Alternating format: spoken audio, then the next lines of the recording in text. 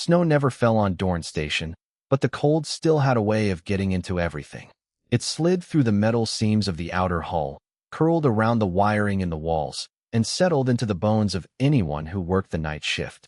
Daniel Reyes rubbed his hands together as he walked past the mess hall, his boots echoing on the metal floor.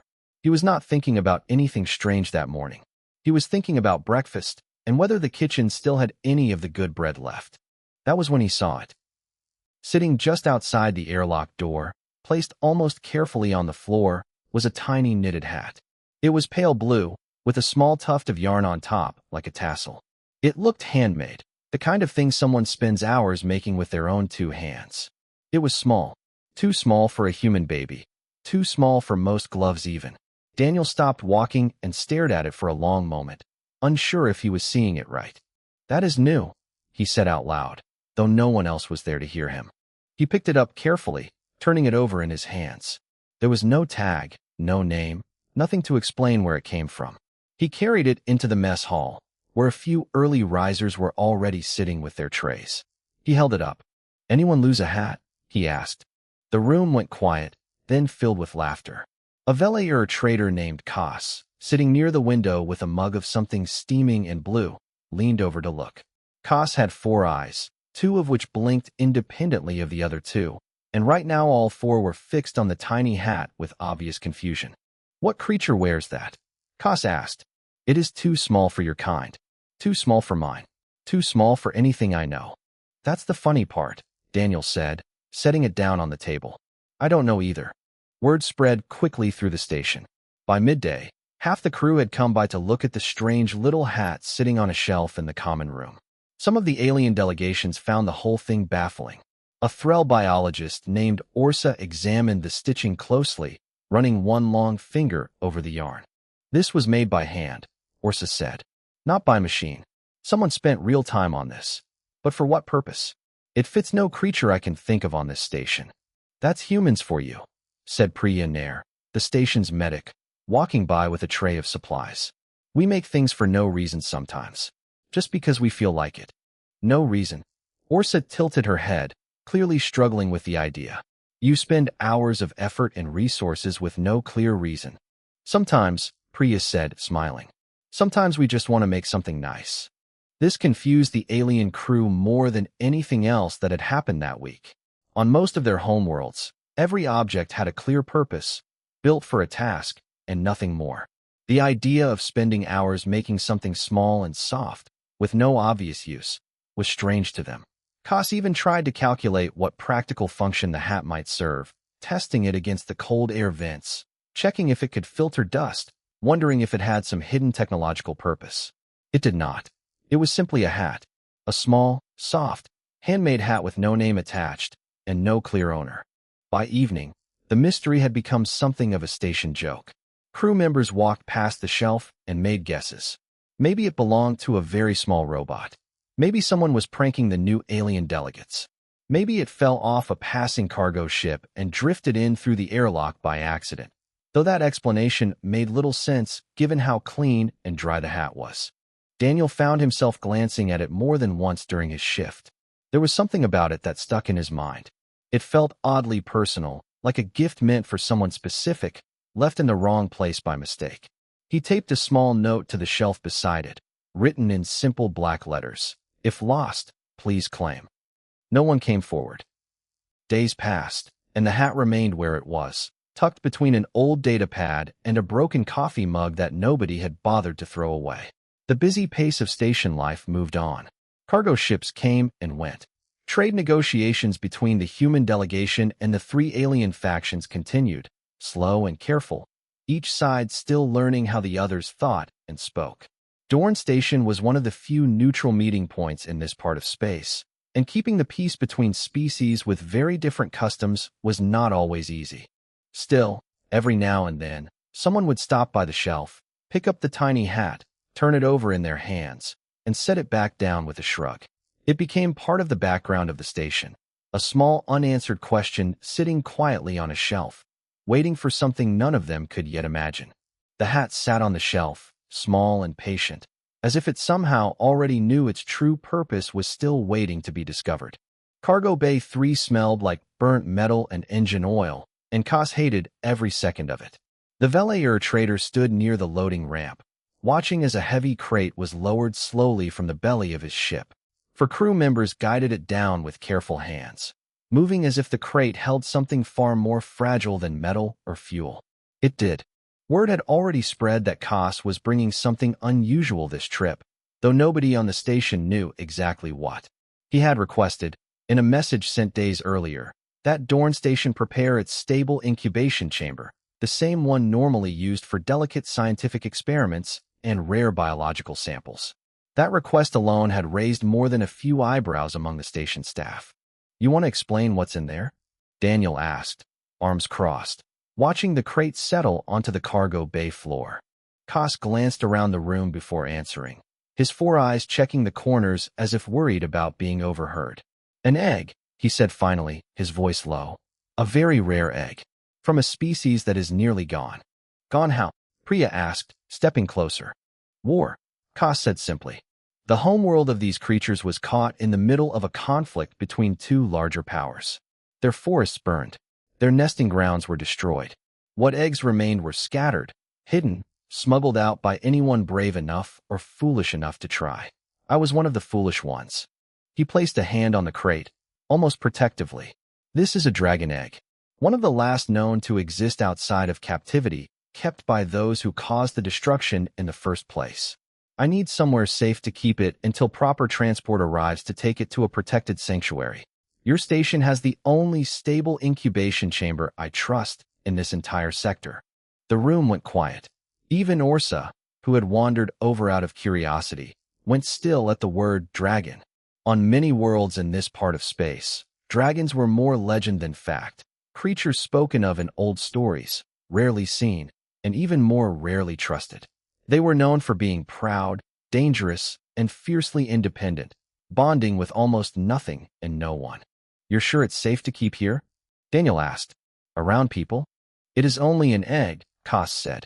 "There is no danger yet.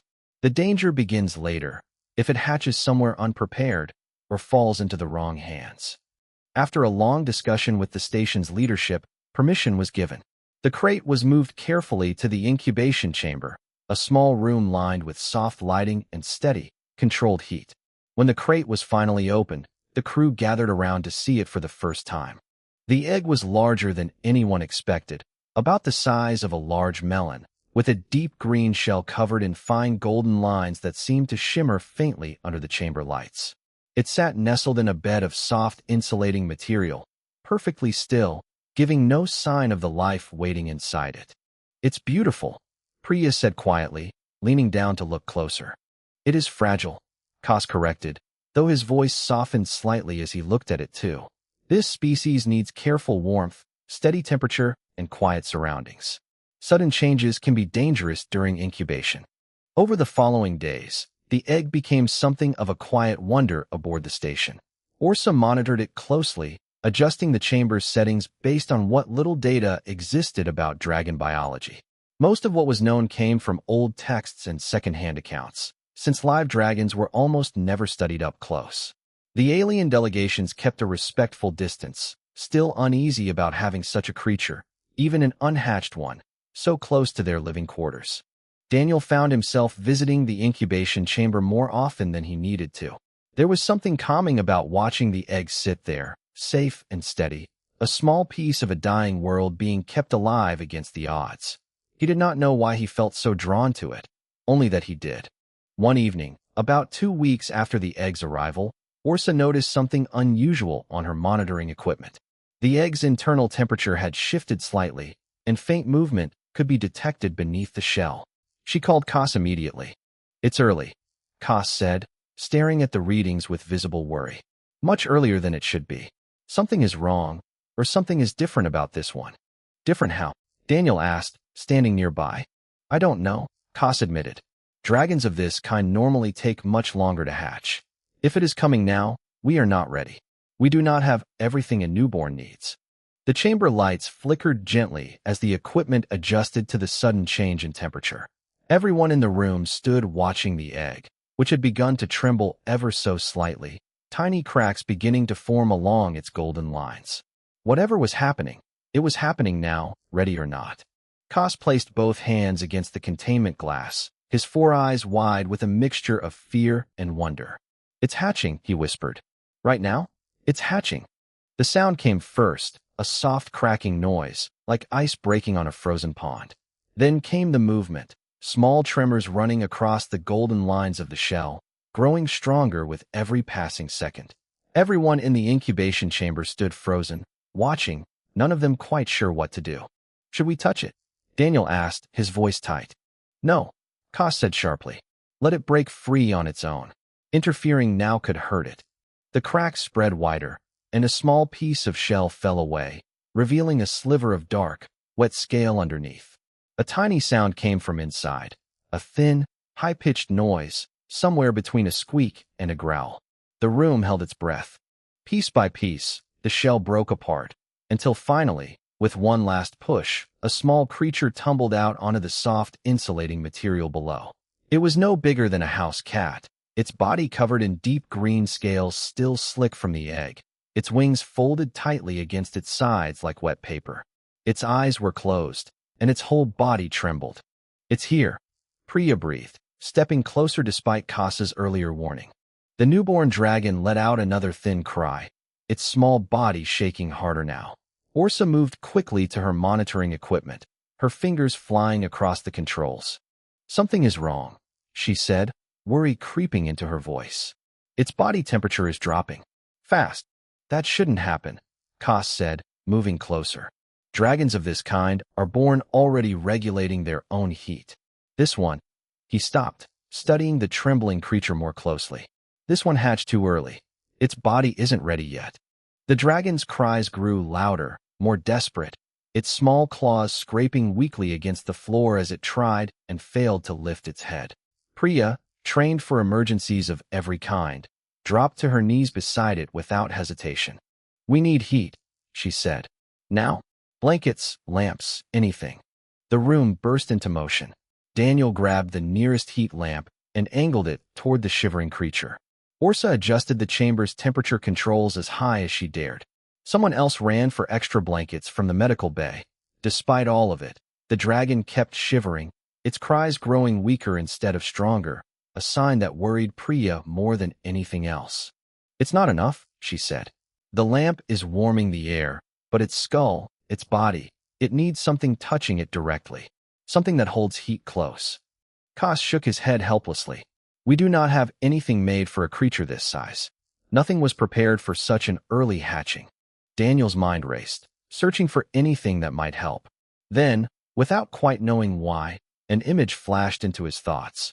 A small shelf in the common room, a scrap of pale blue yarn, a strange little hat that had sat unclaimed for weeks. It seemed like a foolish thought in the middle of an emergency, but he had nothing better to offer. "Wait here," he said, and before anyone could question him, he was running. He sprinted through the station corridors, past startled crew members who called after him, ignoring all of it. He reached the common room, snatched the tiny blue hat off the shelf without slowing down, and ran straight back toward the incubation chamber, his heart pounding the entire way. "What is that?" Kos asked when Daniel burst back into the room, holding the hat out in front of him like some kind of offering. "I don't know if it'll work," Daniel admitted, kneeling beside the shivering dragon. "But it's small. It's warm. It's wool. It holds heat close to the skin. Maybe." He didn't finish the sentence. Instead, very carefully, he reached out and slid the tiny hat over the dragon's small, trembling head. For a moment, nothing happened. Then, slowly, the dragon's cries began to quiet.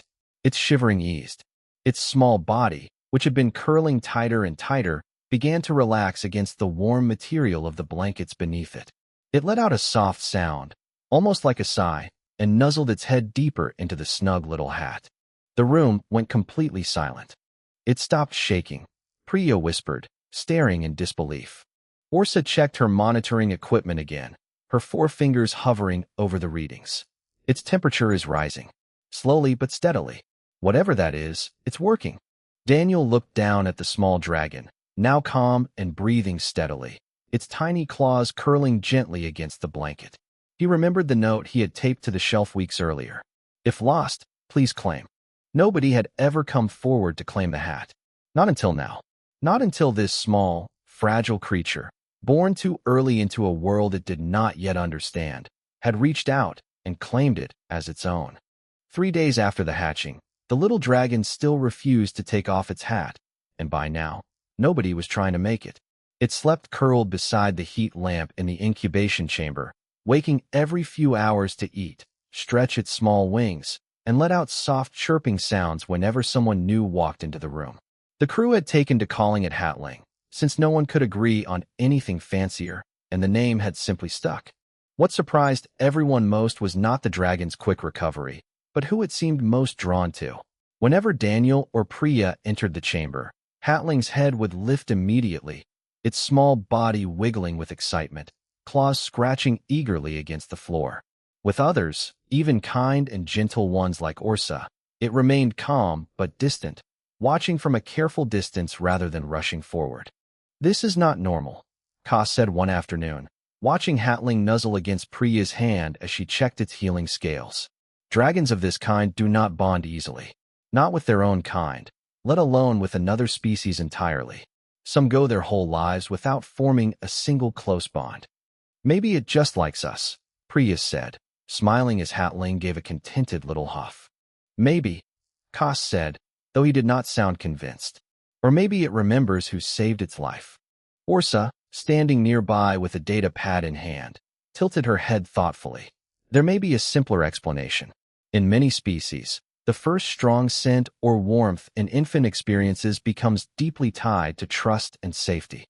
If your two were the ones who provided that heat, using that hat, it is possible the bond formed through that experience." "So the hat matters," Daniel said slowly. "Not just as an object, but for what it did." "Perhaps," Orsa said. "Though I confess, human customs continue to surprise me. This entire outcome began with an object made for no clear purpose, left behind by someone unknown, for no stated reason. And yet here we are." That evening, the mystery finally came to an end, though not in the way anyone expected. A station technician named Sofia Alvarez, who worked mostly in the supply depot and rarely mixed with the main crew, approached Daniel nervously while he was walking past her workstation.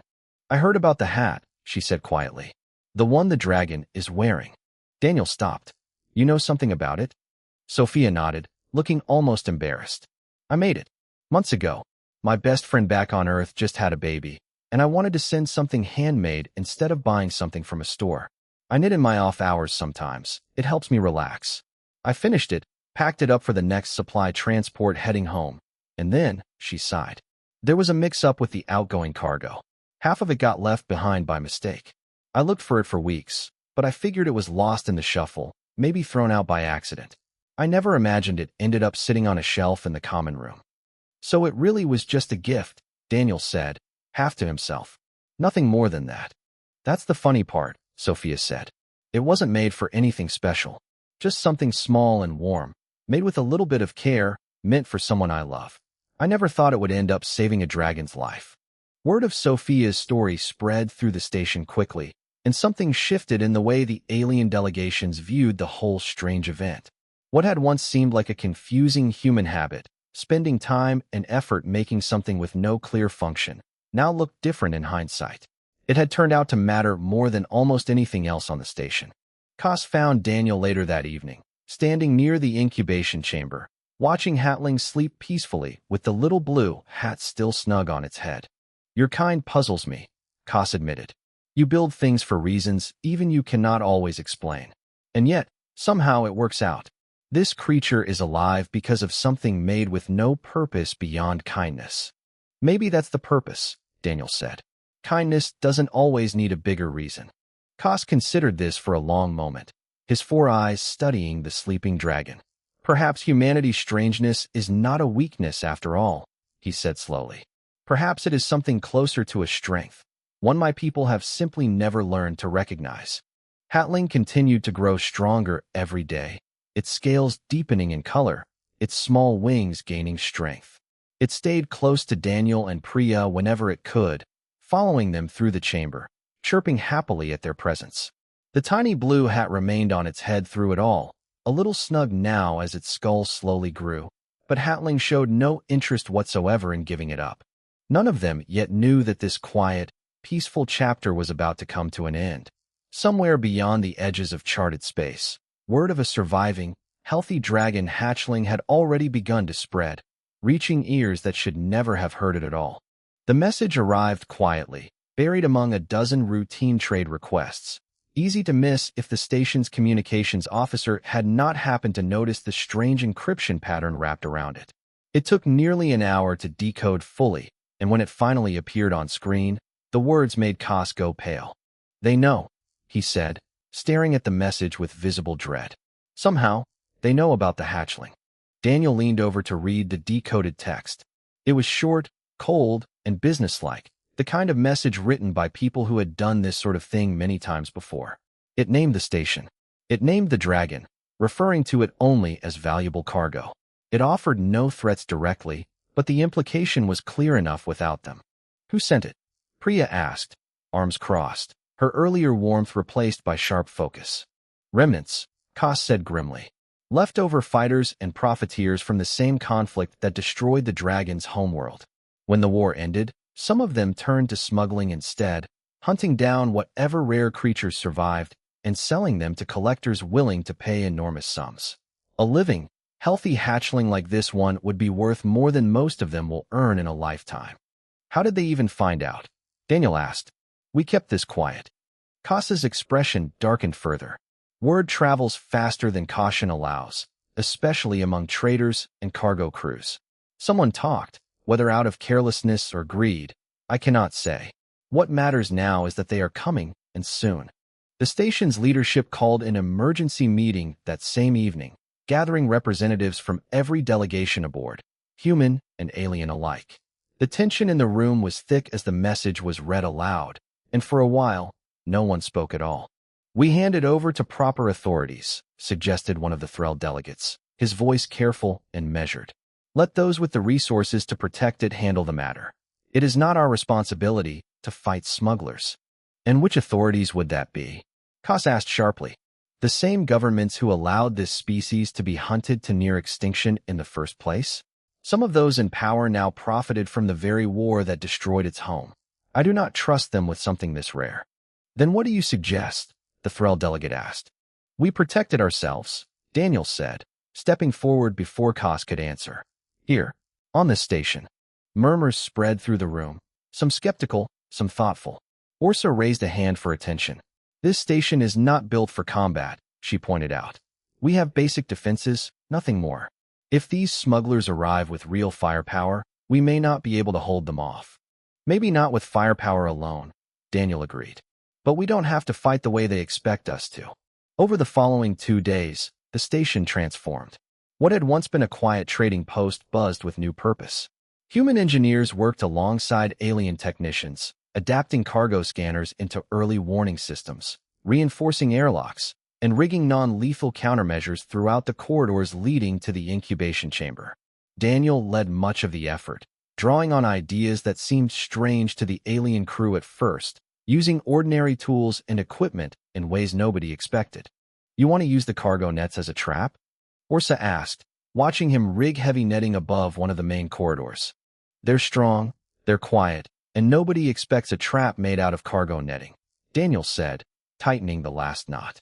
"Sometimes the simplest idea works best precisely because nobody sees it coming." Koss, watching the preparations unfold, found himself both amazed and unsettled by the human approach.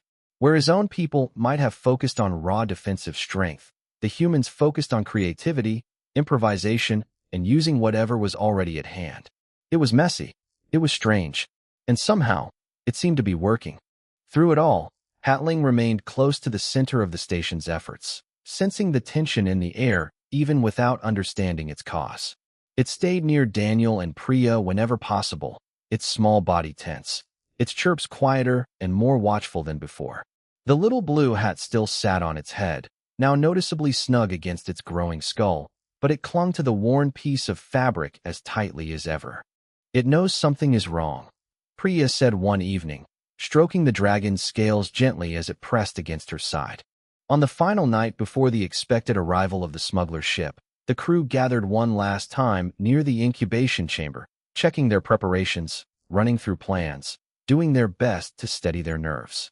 The tiny hat, small and simple as it was, had somehow become a quiet symbol of everything they were fighting to protect, not just a rare creature, but the simple act of kindness that had saved its life in the first place.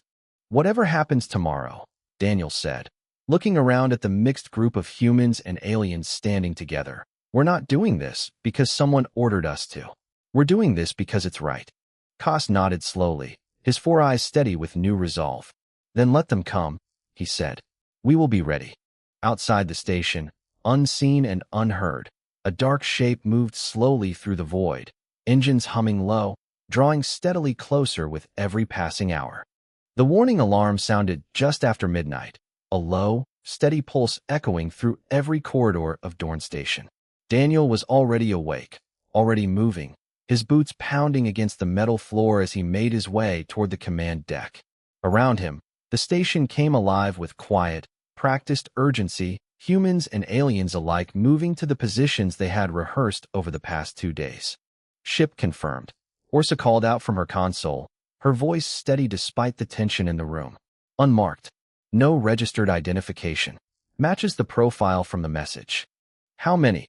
Priya asked, arriving at the doorway with a medical kit slung over her shoulder. "One vessel, but larger than expected," Orsa said. "Enough space for a sizable boarding party." Koss stood near the main viewport, watching the dark shape grow steadily larger against the stars. "They will not waste time with negotiation," he said grimly. "These are not traders looking to make a deal. They will try to take what they want by force." The smuggler's ship docked roughly against one of the station's outer airlocks, its metal hull scraping loudly against the station's frame. Within minutes, the first breach alarm blared, followed quickly by a second. Armed figures moved through the outer corridors, their weapons scanning the dim hallways as they pushed deeper into the station. What they did not expect was the cargo netting. The first group stepped straight into Daniel's trap, heavy netting dropping from the ceiling, entangling around them before they could react, pinning several attackers against the corridor walls in a confused, cursing heap. Station security moved in quickly, disarming them before they could fully break free. "One group down," Daniel said into his comm, watching the feed from a nearby camera. "2 more incoming from the east corridor." The second wave proved more careful, moving slowly, scanning for traps before advancing.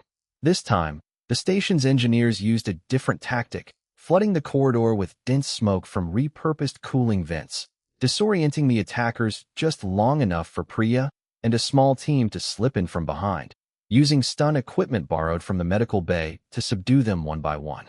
But the third group reached the incubation chamber directly, moving faster than anyone anticipated, cutting through a side corridor the defenders had not fully secured.